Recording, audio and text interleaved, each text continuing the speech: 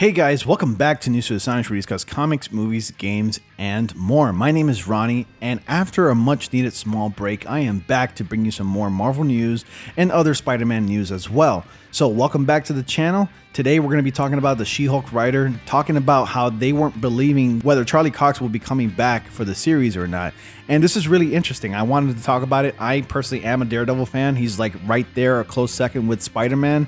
And I really am super excited. If you all caught San Diego Comic-Con recently, then you would know that Charlie Cox is going to be set to appear in multiple MCU projects, and we're going to go ahead and talk about it and break this down. But before we do that, be sure to like, subscribe, and click on the bell notification so y'all don't miss anything. We post a lot of Marvel-related content, especially MCU content, and of course, Marvel Spider-Man content. We're talking a lot about Marvel Spider-Man 2 here on the channel, so if that stuff is for you, then definitely subscribe. It really helps the channel out. So let's go ahead and get into the details. So it says here on this article, She-Hulk head writer didn't believe they would get Charlie Cox for the series. The Daredevil renaissance is in full effect. Ever since his much talked about cameo in Spider-Man No Way Home last year, Charlie Cox's MCU return has been the subject of endless rumors and speculation, but thankfully, his appearance is much closer than we thought. Last weekend's She-Hulk Attorney at Law trailer ended with the familiar horned silhouette of Cox's blind superhero dropping in on Jennifer Walters.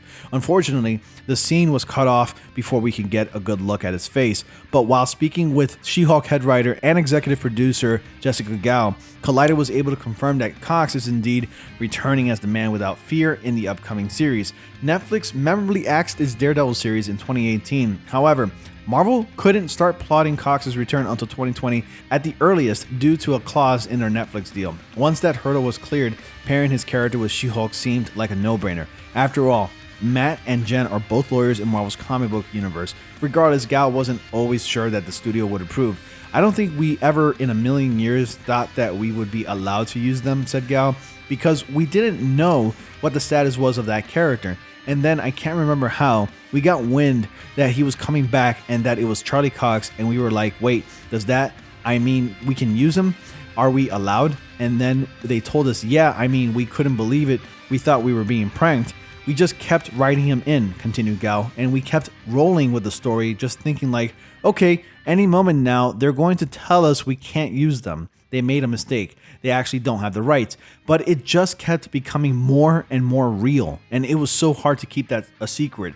Beyond She-Hulk, Marvel has much bigger plans for Cox's character. Cox will also lend his voice to the studio's upcoming Spider-Man freshman year animated series, but on the live-action side, Cox will also return from Marvel's Echo, as well as a new 18-episode series, Daredevil Born Again. The later two shows will reunite Cox with his Daredevil co-star, Vincent D'Onofrio, aka Wilson Fisk Kingpin. She-Hulk Attorney at Law will premiere on Disney Plus on August 17th. Are you excited to see Cox return to the MCU next month? You comment down below and let me know your thoughts. I'm really excited. I had a feeling they were going to do this. It only makes sense. Both She-Hulk, aka Jennifer Walters, and Matt Murdock, Daredevil, are both lawyers by day. But the only thing is that I want to know, well, She-Hulk is very much taking place in California, where Daredevil is set in New York City. So why would Daredevil be in California? But I guess that remains to be seen. This is really exciting nonetheless. I'm glad that, Kevin Feige has decided to focus a lot on the street heroes.